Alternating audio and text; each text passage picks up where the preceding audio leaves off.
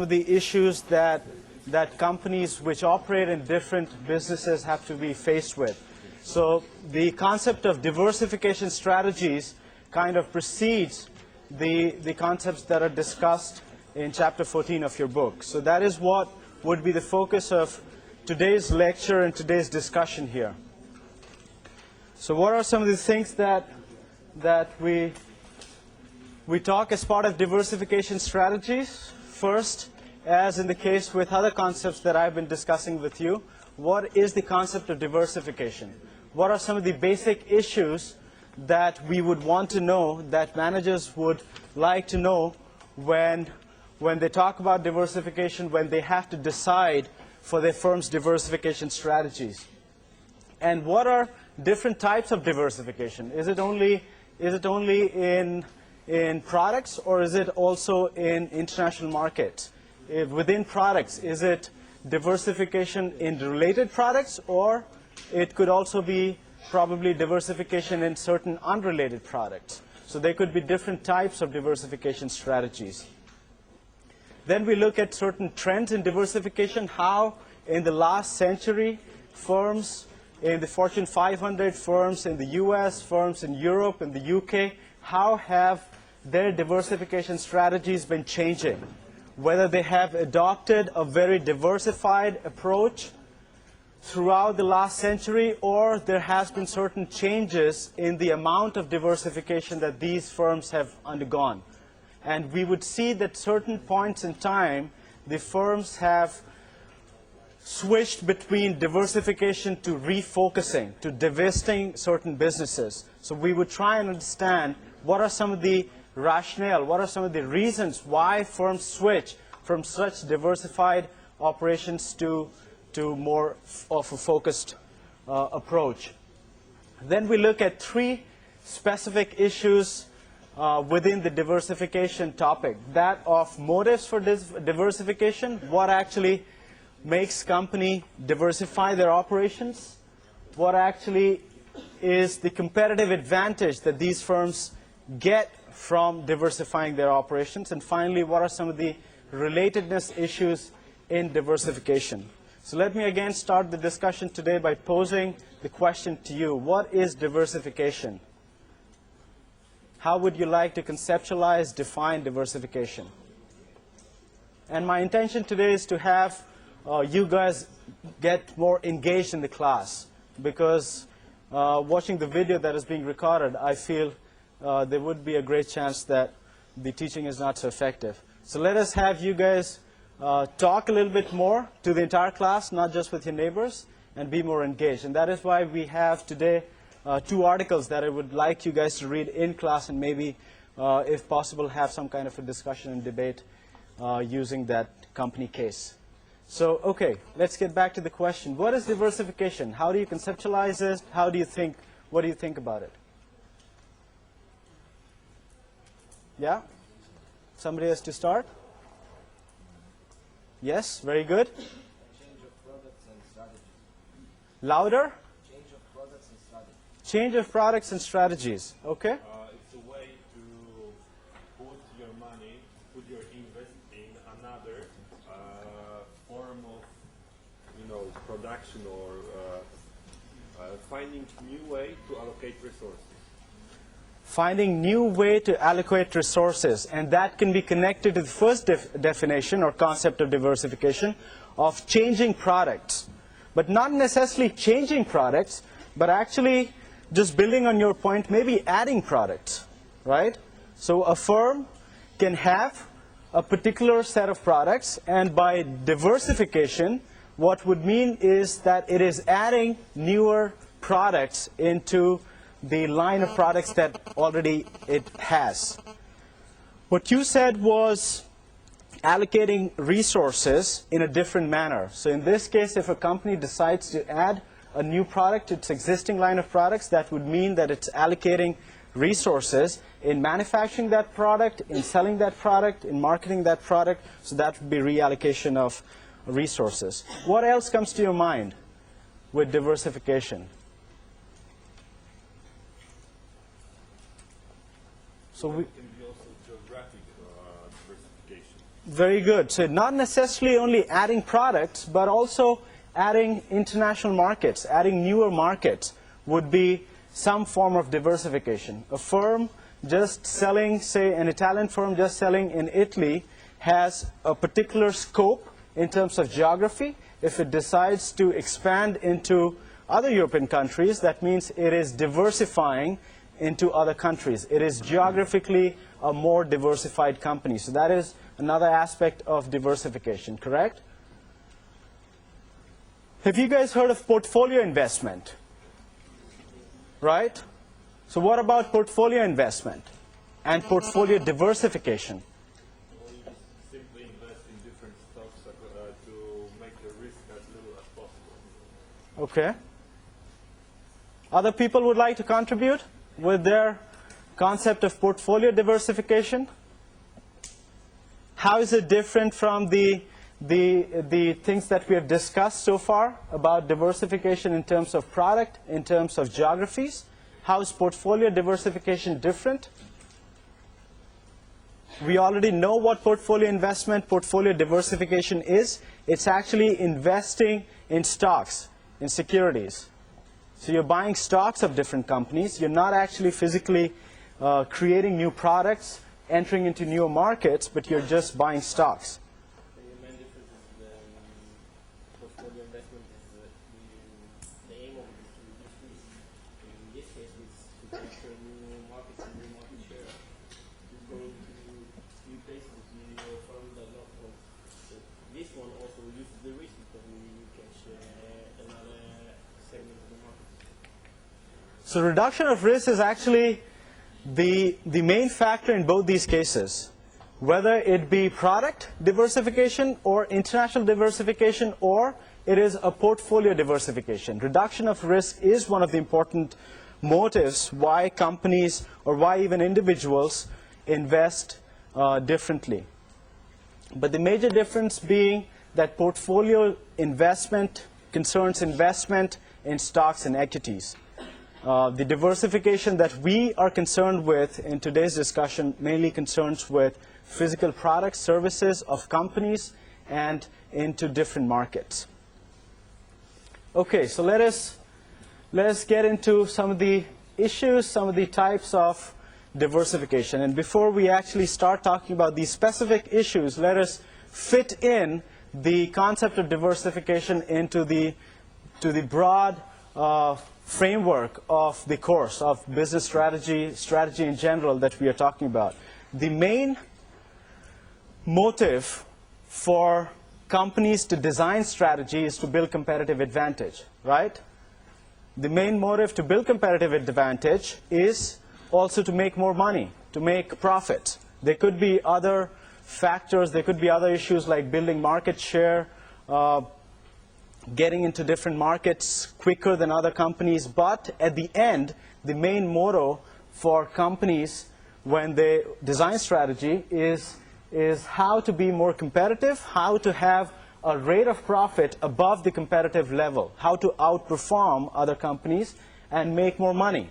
And there are two issues related to this issue or question of how do we actually make more money. The first issue is to identify what are the different markets, what are the different industries in which we can make more money. And that deals with the industry attractiveness. So companies have to decide, or companies do decide, what are some of the industries which are more attractive, which are more profitable, and how do we enter those industries. And this issue is basically within what is said as corporate strategy, which is one domain within the broader strategy discipline. Not only do companies find out the industry attractiveness and based on that decide to enter or to wait and enter later, but also how should they actually compete in the industries, in the markets that they have actually decided to enter. Right? So it's not only about finding out which industry is attractive and let us enter into that industry, but it's also to find out how would we actually compete in that industry. So if, say, the pharmaceutical industry or the IT industry is very attractive, not all firms would have the capability to enter that industry and make profit, be more competitive. So that is why companies need to also focus on how should we actually compete in that industry, and that would involve a reappraisal or appraisal of their resources, capabilities, their strengths and weaknesses. And this aspect of the issue that managers have to deal with can be thought of as falling under the concept of business strategy, a separate domain from corporate strategy within the broader strategy discipline. How is this linked to diversification? Diversification issues are exactly the same. Any company on planning to diversify has to deal with the same issues, has to find out what are the sectors it can diversify into. And how would the company do that? By first finding out how attractive is that industry, the first basic thing. The second question, again, is similar to the question that we saw in the last slide. Can that firm achieve competitive advantage if it enters into that firm?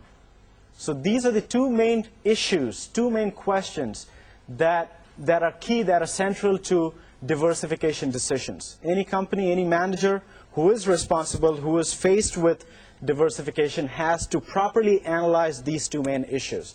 And all our discussion has to be surrounding these two issues, or trying to solve these two issues. How can we better understand basic concepts of diversification so that we can understand how we can answer these two questions in a much better way?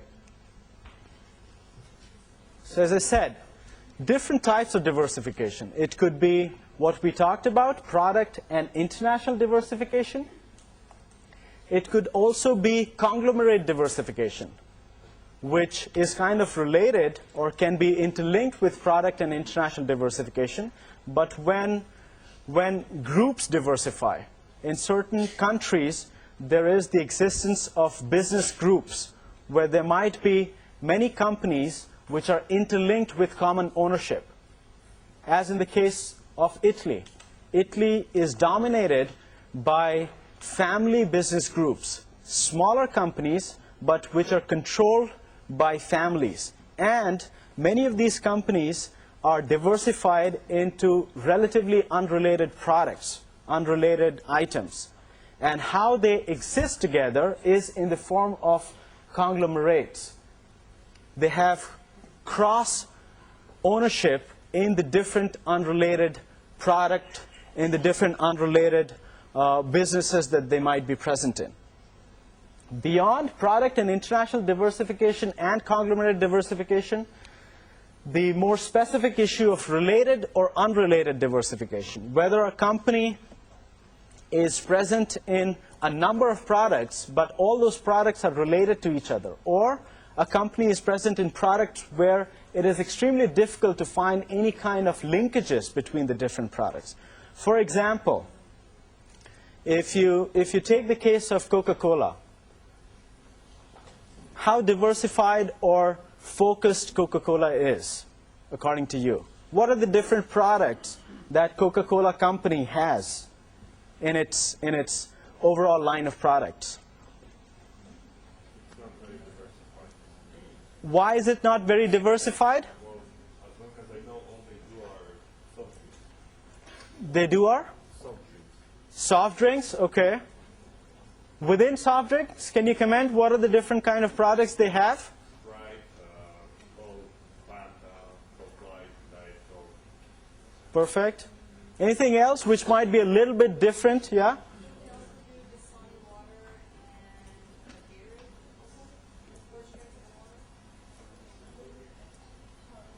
They do in general. So besides the cola drinks, they have certain other products. They have water, they have certain fruit juices as well. So one can say, you're correct, one can say that Coca-Cola is not an extremely diversified company when we're looking at the different products that it has, because it basically is engaged in production, marketing, and distribution of beverages, be it cola beverages, be it juices, be it water. So it is not such a diversified company. Think of the company General Electric. and the kind of products it has. And what would you comment on its diversification, or the level of nature of diversification that GE has? What are the different products that GE has?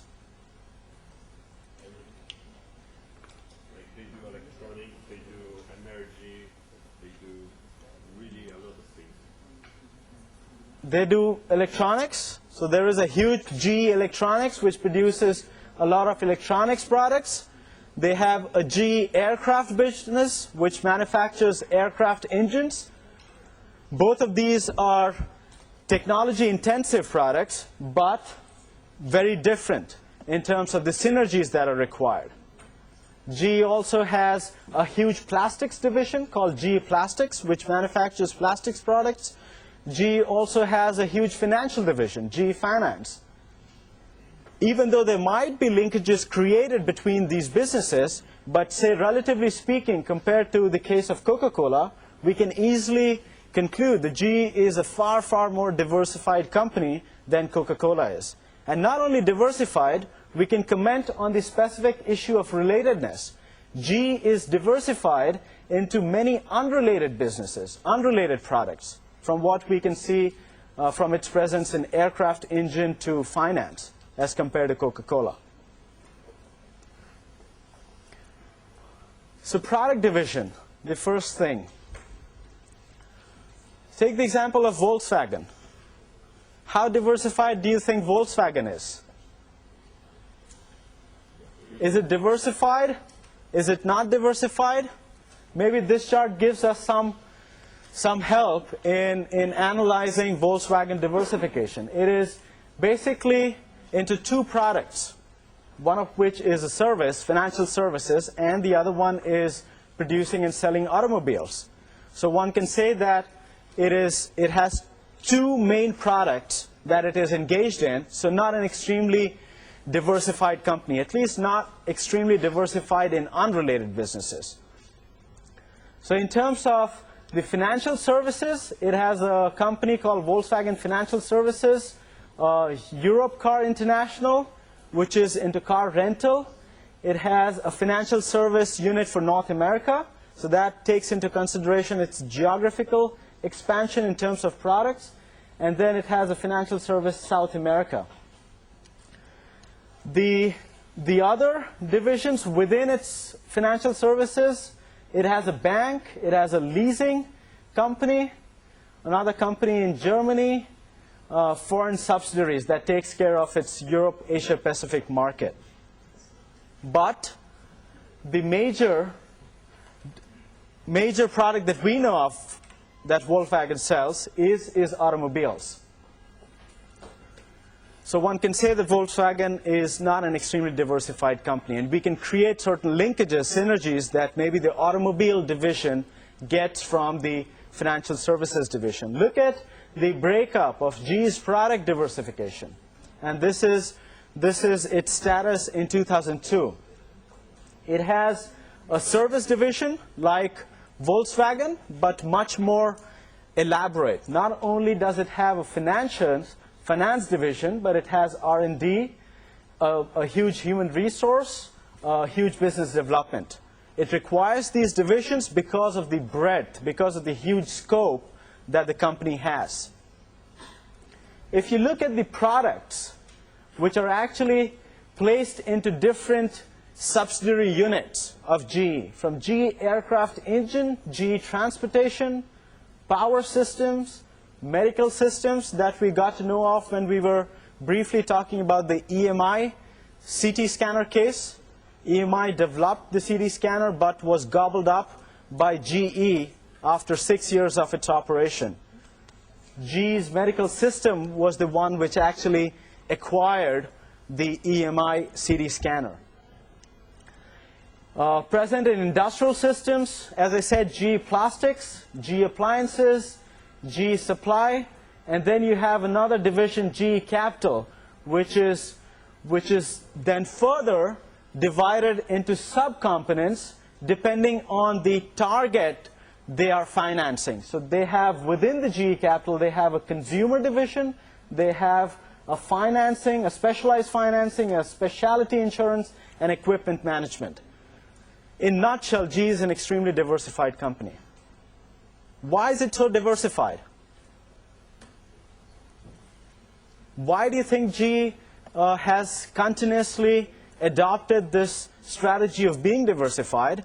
And amazingly, it has been also profitable in most of its businesses. Not in all, but it has been profitable. It is one of the most successful companies, one of the largest, one of the most successful companies.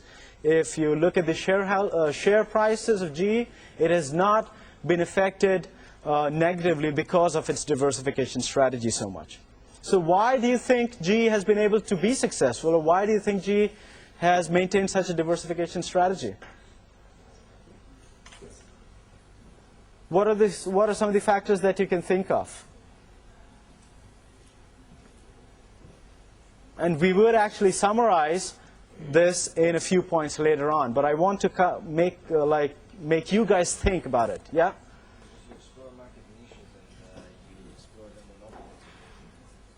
Explore market niches, and you explore the monopolies, market niches. These are kind of at the opposite extreme that you're talking about. You need to explain it more so that I can understand, so that the class can understand. If you are expanding market niches, you are expanding a sector that no one has. Therefore, you are more specialized in a sector that you are unknown. Therefore, it's like you having a monopoly. It's like more profits. So why is GE diversified into so many products? Because of market niches. Because maybe whenever they see opportunity of making money, they just simply go for it. They have a really high capital, and they can use it. Okay, so capital comes into picture. Now let me maybe help understand, maybe put it in a better way. Market niches. In any industry, if there are huge incumbent firms, if there are huge dominating firms present, there is a chance that those huge firms miss out on smaller opportunities, which are referred to as market niches. And maybe to occupy those smaller opportunities, a company like GE might enter and become more diversified. That is probably how I can relate to the market niches concept. Because there are so many market niches available, companies like GE might think that that would be a huge opportunity for it to expand its business, cater to the market that is not being addressed, that is not being served by the existing dominating players of that industry. So that adds to the diversification level of that company. The other aspect of capital, if a company like GE, which has a huge GE capital division, and maybe if that is doing extremely well, it has a greater possibility to enter into newer businesses because it can easily finance through its profitable business of GE capital into any new products, into any new markets that it plans to enter into. Let's move ahead. Looking at the international diversification, beyond the product diversification, if we look at the aspect of Volkswagen and its market share, not how its sales are distributed, what we saw in case of Daimler Chrysler in the last class, but this reflects, or this shows you the market share of Volkswagen in different regions. For example, in 2003, it had a 6.3% market share in North America, whereas it had 18.2% market share in Western Europe. In Germany, 30%. In Asia Pacific, 7.6%. So it is fairly diversified.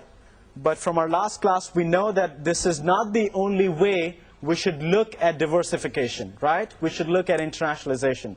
We should also see how its production activity is diversified, how its supply chain is diversified. And if we focus at its production activity, it seems that it is not as diversified as what was being reflected by its market share, which further reflected in what places, in what market the Volkswagen car was being sold. So if you look at the production facility, which is also a reflection of how diversified the company is, you would see that it basically is concentrated in Europe. Germany, Belgium, Bosnia, Czech, Great Britain, Hungary, Italy, most of the European countries, a lot of these Eastern European countries now is part of its production network. Also, it has production in Mexico, few places in South America, South Africa, India, and China. And we can easily reason out the locations outside its European territory as being key to serving some of the closer markets. So the Mexican production activity, production facility, catering to the North American market, which is fairly huge. The Brazilian and Argentinian facility catering to the South American market. The Indian and Chinese facility catering to the South Asian and East Asian markets. And also that these are the relatively cheaper locations where manufacturing can be performed. How do we actually understand international diversification in a more intensive manner? And that would be possible if we understand how we can actually measure international diversification. So one way to think of international diversification is to look at the spread of a company's activities. So as we saw in case of Volkswagen, it is fairly diversified in terms of its sales in North America, Europe, Asia, Pacific. In terms of its production activity, it is not so diversified, mainly concentrated in Europe. So one aspect is the spread. The other aspect that is equally important in analyzing how internationally diversified a company is to analyze the complexity of its diversified units. So if the different subsidiary units for a company in different parts of the world does the exact same function, the organizational complexity would be much lower.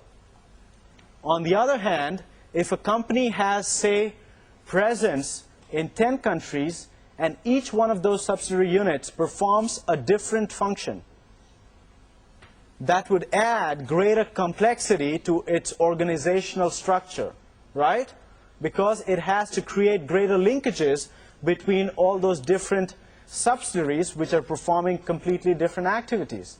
So in that case, the company can be said to be into any of these boxes here. The organizational complexity, which reflects the complexity of the value chain configuration, into any of these boxes, which would add to a greater level of international diversification to the company.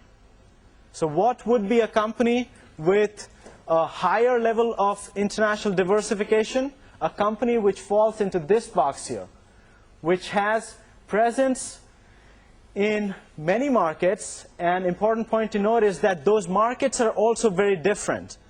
So sticking to the same example, if Volkswagen is present in 10 countries in terms of producing its automobile, if those 10 countries are completely different from each other in terms of its culture, in terms of its institutional factors, that would mean that the environmental complexity that the company has to deal with is very high, somewhere in these two boxes. And on top of that, if Volkswagen was not only producing in those 10 subsidiaries outside its home market, but also doing other activities. Maybe a particular subsidiary unit was only for a particular component of the automobile, or a particular subsidiary unit was only designated towards marketing, selling the Volkswagen in that particular region. That would add greater organizational complexity. In that case, Volkswagen could have been put somewhere in this box. As it stands now, and as what I showed you in the previous chart of Volkswagen, where would you put Volkswagen along this matrix? You saw that in terms of sales, it was fairly diversified. In terms of production, location, not so diversified, but present in a variety of different markets. What, according to you, is the best box in this matrix where Volkswagen fits in?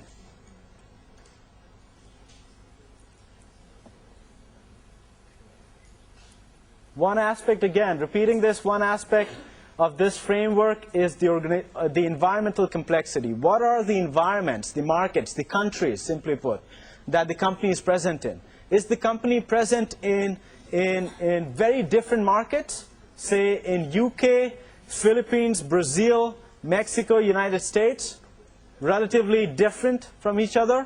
Or is it present in only, say, the Western European market, Western European countries? That would be a reflection of the environmental complexity. Repeating again, the other criterion of this framework is the organizational complexity. Does the organization only perform the production in all the different subsidiary units, or does it perform production at one, financing at the other, marketing at the third, advertising at the fourth? Where does Volkswagen fall, according to you, on this chart? Southeast. And where is southeast here? Down on the right. Down on the right. So it has organizational complexity very high and environmental complexity very low. Why?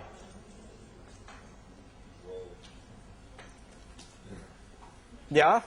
Because the way it's created, simply, like Volkswagen doesn't produce all of the things at one factory. It produces different parts in different factories, at least in Europe. And when it comes to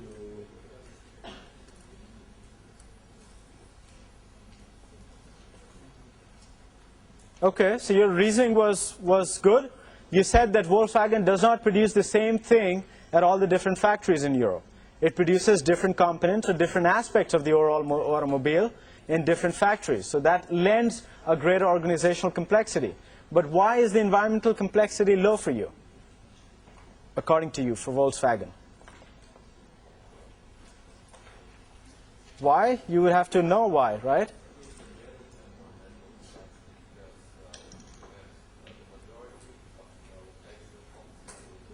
Yeah?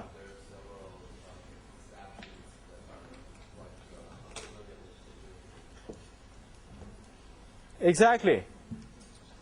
That it is low because, as you said correctly, majorly it is concentrated in the Europe. And it has relatively fewer locations outside. And most of the other locations are in emerging markets, which can be thought of as having similar levels, similarity in terms of institutional context. Even though they might vary a lot in terms of culture, they might be relatively similar in terms of institutions. But a better way to actually put companies on this chart is when we compare different companies. So for example, now I ask you where you would put GE on this chart. Probably then there would be a better way of even thinking about Volkswagen's position in this matrix. Where do you think GE falls in this chart here?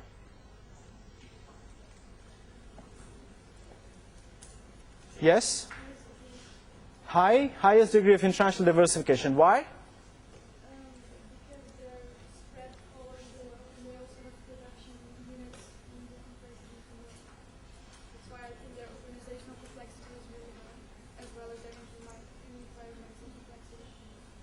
So GE placed in this chart here, in this box here, with high organizational as well as environmental complexity. The reasoning would be not only it has presence in different markets, in a variety of different markets, and not only it produces, but it conducts different kinds of functions in a variety of international markets where it is present in.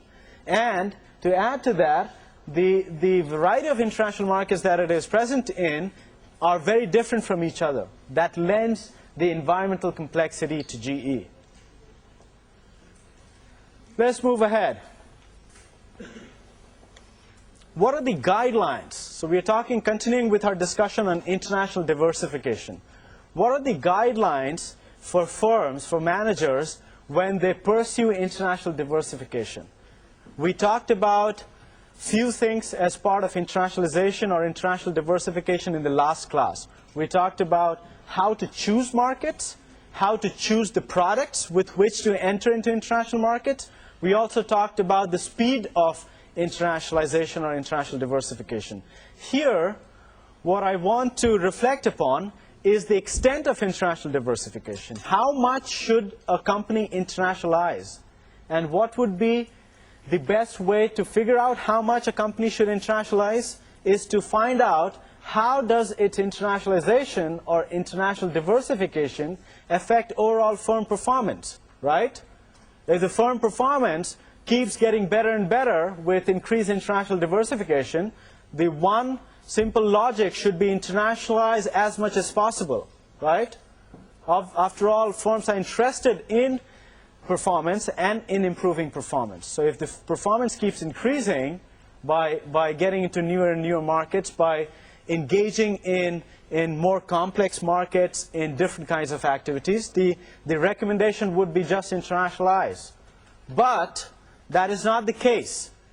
The relationship between international diversification and performance is not a linear curve, is not in a simple, straightforward manner. The best way to look at the relationship that international diversification has on firm performance is in the shape of a curvilinear relationship. A horizontal S-shaped curvilinear relationship is what would probably best reflect or represent the relationship between international diversification and firm performance. What does it mean? Let's analyze different stages of this international diversification. If you look at the initial stage, which is marked by early phase here, what is happening to performance as a result of greater multinationality, which is just another terminology of international diversification? The performance, as you can see, is going down. So what this means is, in the initial stage, as a firm gets into newer markets and maybe gets into more complex situations in terms of its environmental presence, in terms of its organization, the performance goes down. The logic is very simple. If you enter into newer markets, you have to understand the new culture, you have to understand the new institution, you have to build reputation in the new market, right? You have to adhere to the taxes, regulations, the norms of the new market, and all of this takes some time. It takes money, it takes energy, it also takes time. In that time period, the costs that the company endure in order to learn how to do work, how to do business in terms of the norms, traditions of the newer market makes or outweighs the performance, outweighs the profits. So the cost in the initial phase of international diversification outweighs the performance of firms. And that is why the performance goes down. Yeah? Is it the same if you do foreign direct investment? It would be the same if you do foreign direct investment. Now, foreign direct investment is just one medium of internationalizing or international diversification. So when I say international diversification, it includes different ways in which a firm can internationalize. So foreign direct investment is one way in which the firm can internationalize. The firm can also enter through licensing, through franchising, as McDonald's or other fast food companies do, or the firm can enter into different markets only through exports. So taking all these different modes of internationalization together and looking at how it would affect performance, what research have found is that in the initial stage, there is a negative effect on firm performance. But this stage gets over, and that is why actually firms internationalize. That is the core of international business, right? There has to be certain good things that happen from international business, and that is what happens in this growth or mature phase that I've marked, where the firm performance starts to improve, starts to increase as the company internationalizes more and more, as the company diversifies more and more into international markets. Now again, the logic here is fairly simple. What could be some of the ways in which or due to which the firm performance starts to increase here? Other people here, this side, we need to hear from you guys. So I say in the second phase, beyond a particular inflection point, the firm performance starts to increase with greater and greater international markets that the company is entering into. Why do you think the firm performance or the profits start to become higher and higher as compared to the costs? What are some of the advantages? Yeah?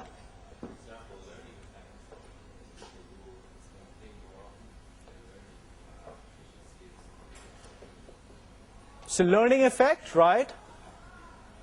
Since the company is engaged in a particular market for a longer duration of time, it has overcome the initial liabilities of foreignness. It has understood how to operate in that market. It has understood, it has learned through its experience of how to deal with different institutions, how to get financing, how to deal with local institutions, right? So it has achieved a better level of efficiency, and that shows in its profits, which start to outweigh the costs. Other benefits that you think would lead to this kind of an increase in the performance? The return on marketing activities. The return of marketing activities. In the case that in first phase you start your advertising campaign, right? Yeah. And by just working after a little while, people will get to know product after they will try it. So a very similar logic. It takes some time to actually reach out to the people, convince the people that your product is good. So maybe all the expenses that have been made in marketing in this phase actually starts to show up in the second phase. And that is why the performance goes up. Some of the benefits I have mentioned here is resource augmentation or exploitation. The resources in terms of, say, brands, in terms of technology, starts to actually being exploited much more once the company is present in a relatively greater number of markets, which does not show up when the company is only present in very, very restricted or very few markets. So the concept of economies of scale, economies of scope, the benefits derived from economies of learning start to show up in increased profitability, increased performance in the second phase. But does this phase continue? No. As indicated by this chart, there is an inflection point to even this increasing performance. Beyond a certain number of markets, beyond a certain level of organizational and environmental complexity, the profits outweighing the costs cannot be sustained. There is a bounded rationality concept which shows that managers or companies can only do a limited number of activities well. If the scope of the firm in terms of the markets increase dramatically, become too huge, it becomes extremely difficult to coordinate all those different subsidiary units. So the coordination and the complexity of managing such a huge organization becomes too expensive. The costs become higher than the profits, and that is why you start to see a decline in the third stage or the decline phase of international diversification. Did you have, yeah? This graphing basically puts every kind of business, every kind of product, every kind of company, because we have the initial investments and the benefits start to go up until it's exponential. The decline. It's not only like the international business.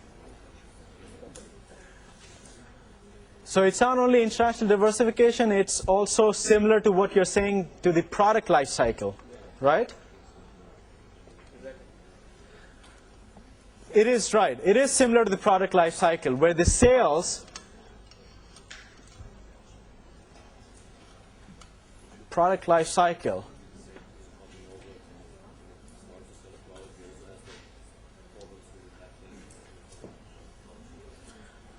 it is similar in terms of the shape. The phase it goes through, we have the initial investment until you learn the market, then you learn the market, you start getting benefit. After a while, when the market is mature or the product has reached a specific level, it starts to go down. It's for every company, every product. Okay, the concepts are used in both these cases. The shape of the curve might be similar, but they are completely different frameworks. In the product life cycle, what you have is the sales and different countries. You're not concerned with the performance of those companies. You're not concerned with the performance of the product. It just shows you that the product goes through different momentums in terms of how it can be sold and where it can be sold. But you've raised a critical question of this being valid for all companies. Now, I would ask this question to the class here. Do you think this shape of the curve is true for all different industries, all the different companies? Or would it vary, at least slightly? You have a point. Louder, please, so that the class can hear. I believe it should be like all companies, because when a company gets established, it also has like to learn about the culture and the environment. So also, companies but can you think of certain industries where maybe the learnings are not so high? The learnings to be made are not so high. The liabilities of foreignness are not that high. The entry barriers are not that high. Because the initial decline that I've shown is dependent on the entry barriers, is dependent on how difficult it would be to operate in different markets, right? Can you think of industries which are not so difficult in terms of internationalizing? Any internet. The e-commerce industry. That is extremely standardized the way you would approach different markets. Even though I agree that there would be certain liabilities of foreignness, there would be problems in internationalizing and operating in different markets, but these problems would be extremely less compared to a traditional manufacturing firm. And in that case, this decline phase would be extremely short and would probably not go so far down. So even though this is reflective of firms in general, you can think of industries and companies which would have different kinds of shape in terms of its diversification, international diversification, and performance relationship. Think of services in general as compared to manufacturing to have a better grasp of this framework. Services require different kinds of investments when going abroad. Certain services, maybe I've talked about in class, which are more capital intensive, like hotel services. You would have to actually go into international markets and invest in those hotels through acquisition or through greenfield investment. And that requires a lot of investment as compared to software services, where you can actually produce at just one centralized location and export your services and internationalize. In that case, the liabilities of foreigners are extremely small. So services, again, depending on whether they are technology intensive or capital intensive, would have slightly different curves to reflect on the impact that international diversification has on performance. Let's move ahead. Conglomerate diversification. As I said, conglomerate diversification refers to business groups entering into completely different businesses, adding new unrelated products or services. And the guidelines here for conglomerate diversification that actually defines conglomerate diversification, or why it actually happens. If a conglomerate sees, a business group sees there is declining annual sales and profits in one business, it would tend to enter into a new business, and that might even be unrelated to its existing businesses. It can use its capital and managerial talent in some other business, and that is why it's diversifying into those products. There could be certain financial synergy, as we saw in the case of GE. And as I would just quickly show you an example from the Indian economy. And it could be exiting markets which are becoming more and more saturated. So these could be some of the reasons why conglomerates invest, diversify in different businesses which at many times are unrelated to its core business. Yeah? But doesn't this also sometimes help money laundering? Doesn't this sometimes call money laundering? Now that's a very specific issue. That could be possible, but that is, I think, beyond the scope of the reasons why conglomerates get created, or why businesses invest in unrelated products, unrelated businesses. Now, this is an example. You guys need to share this joke here. If you sit right in the first row and keep laughing, that's not going to be a nice thing, right? So you have two options. Either you share the joke. You can. We should have a little bit of fun, right? Also. Pardon me? No, if you speak louder, I can just come closer. And it can come on the microphone. Okay, let us move ahead. Tata Group of companies, the example that I talked about in the last class, exactly, you remember very well, in steel. So it is not only in steel, it's a huge conglomerate and present in about 70 different products. So it is an example of a business group or a conglomerate which is present in completely unrelated businesses. And this chart here, which is very difficult for you guys to see, but I can read out certain things, how actually Tata Company grew from 1870, when it started off as a textile company. So the first market, first industry that it entered into was the textile industry. And then slowly it kept entering into different businesses. And as you would see, these businesses would appear to be completely unrelated. The second business that this chart shows you is the hospitality business. Then the steel business. How related is the textile to the steel? Completely unrelated. Why Tata entered into the steel business, or what could be one reason why it entered into the steel business? Maybe because it saw a decline in the textile business. Maybe it saw a greater competition in the textile business. Maybe it saw that the managers that it has developed in the textile business can manage new businesses like hospitality and steel. Maybe it saw that the capital that it has gained in its textile business can be better utilized and invested not in textile or not in related businesses, but in an unrelated business like steel. And that is why it entered into steel business. You guys need to share the joke here. If you keep laughing again and again, it's going to be very difficult for me to talk. You did not say anything. Okay. Then maybe I'm just getting distracted. Okay. So if you go ahead from steel, power, cement, soaps, and toiletries. So you can imagine how diversified the company is becoming. Not only that, if you move ahead, pharmaceuticals, tea and coffee, watches, financial services, auto components, telecom services, passenger cars, retail, insurance, IT, software. TCS, probably the example that I talked about, is the largest IT information technology company of India, which is part of this group. So you have these conglomerates entering into completely unrelated businesses. There might be certain synergies, but from this range of companies, it is rather difficult to see how each one of these different companies would have synergies to each other.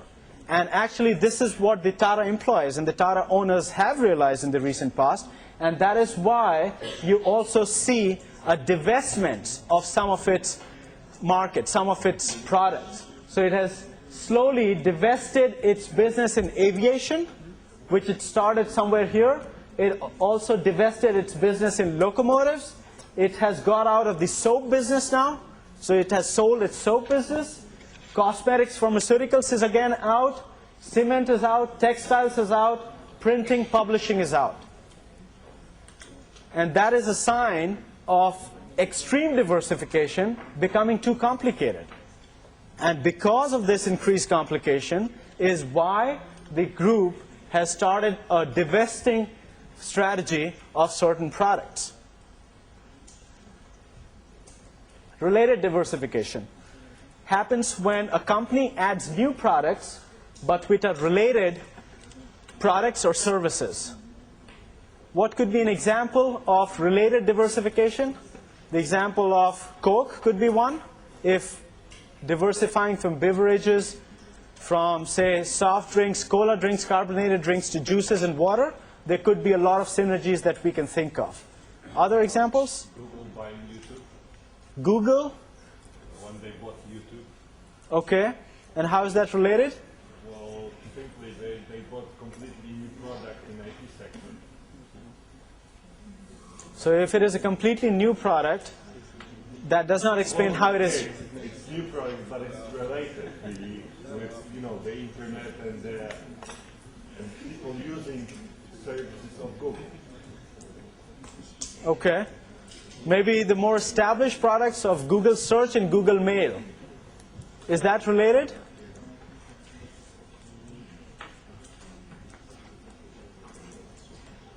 I think, again, to answer this question, one would have to look at a continuum, because there would be no two product categories which would be completely related or completely unrelated. We would have to see the level of relatedness or the level of unrelatedness. So guidelines in case of related diversification. Usually in slow growth industries, if a company is present in an industry which is not growing very fast, in order to boost the sales of that particular product, the company would come up with a new product which is extremely related, and that would kind of boost the first initial product which was not growing at such high speeds. Adding new and related products increases sales of current products. Current products, if they are in the decline stage, that again can get a boost if there are related products which enhance the use of that existing product. And if there's a strong management team which can manage handling of newer and newer products. Coke, as I said, is present in different kinds of products, but most of its products, according to me, are extremely related. Coca-Cola Classic, Fanta, Sprite, Diet Coke are the different carbonated drinks. Then you have Dasani that we talked about, bottled water, which is a drink, not a carbonated drink, so some level of diversification. Minute Maid, which is in the juice industry, related, but one level of diversification that we can think of. And Powerade, sports drink. So different kind of products, but very much related to each other. What are some of the benefits that Coca-Cola derives by entering into these related products? Or how can it benefit? Yeah? Mm-hmm.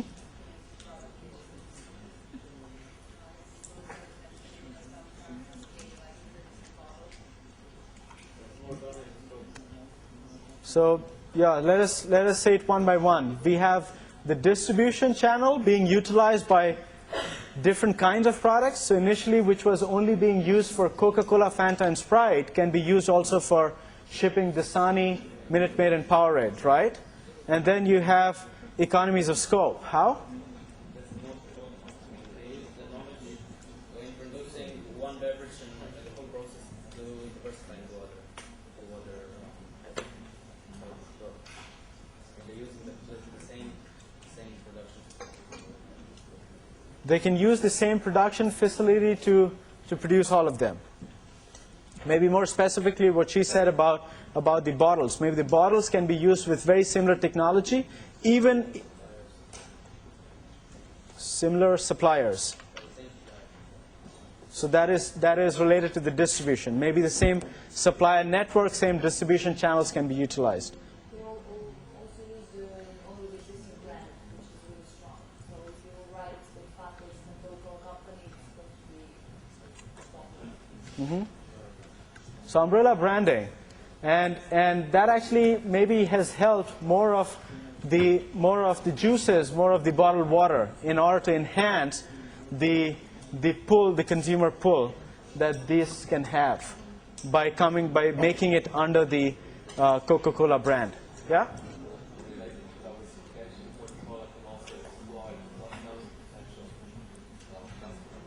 Can exploit what? I didn't hear. Cross-selling potential. What is that?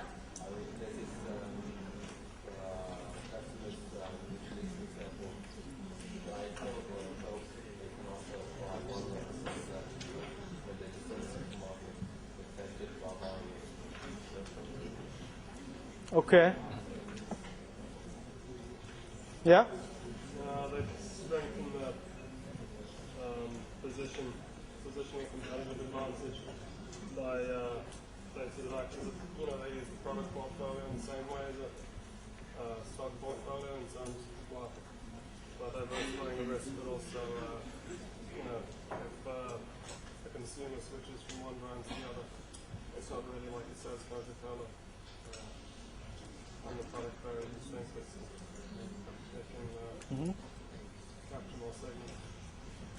Capture more segments and maybe having the current market base more to itself by having or providing a range of products. So consumers, those consumers who don't want to have carbonated drinks and want to have a healthier drink like water or juice still pay money to Coca-Cola. Why? Because Coca-Cola provides the range of product.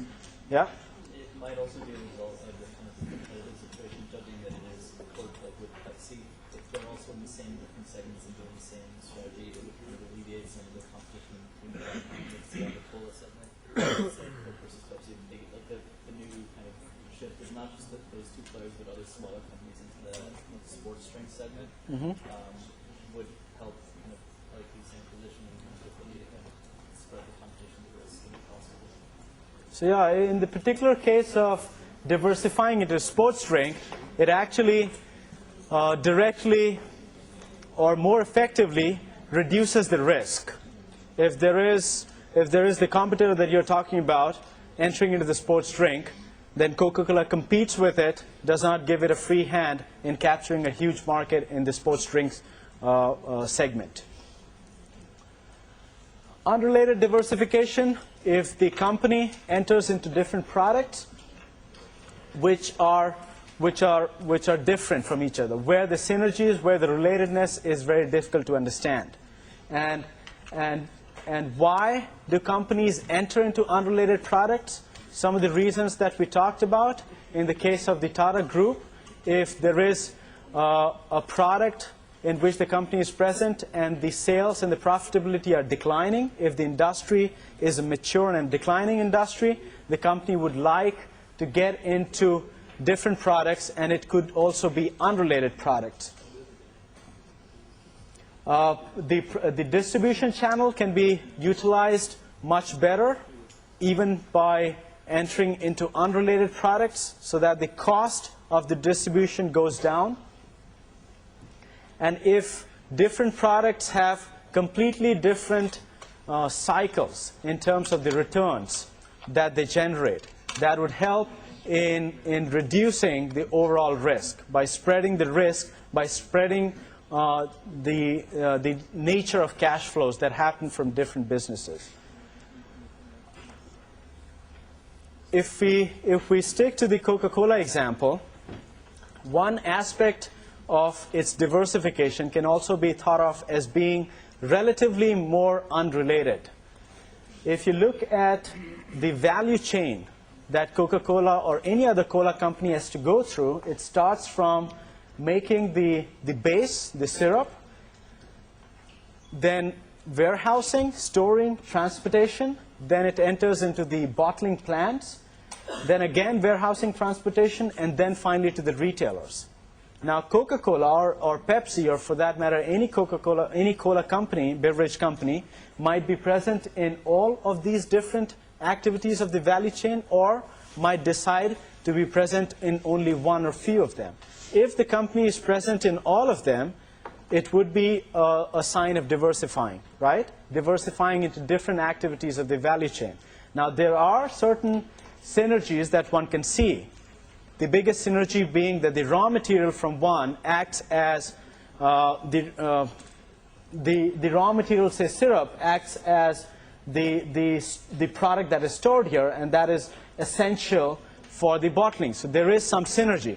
But in terms of competencies that are required in bottling, as against competencies that are required in making the syrup, are extremely difficult, extremely different. So in that sense, one can say that there is a great level of unrelatedness. The competencies, the expenses, the management that is required for transportation and warehousing are completely different from that of bottling and retailing. So if a company, I'm not saying that Coca-Cola is present in all of them in the same intensive manner, but if the company is present in all of them, that would be a sign of unrelated diversification, entering into different activities by vertical integration.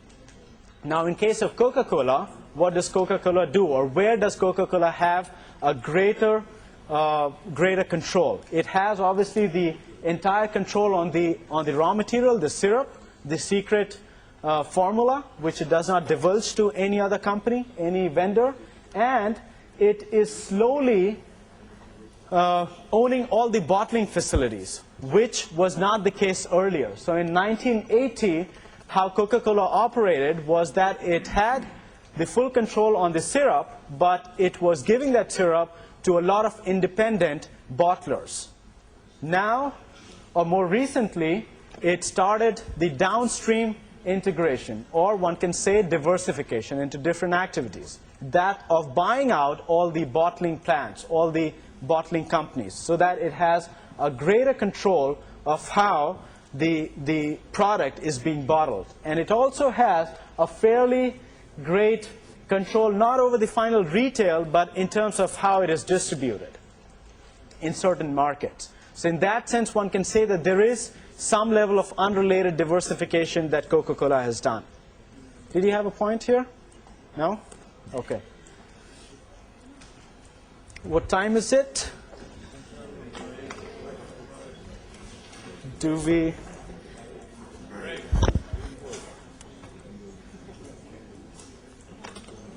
Let's take a break, come back, read some articles, discuss.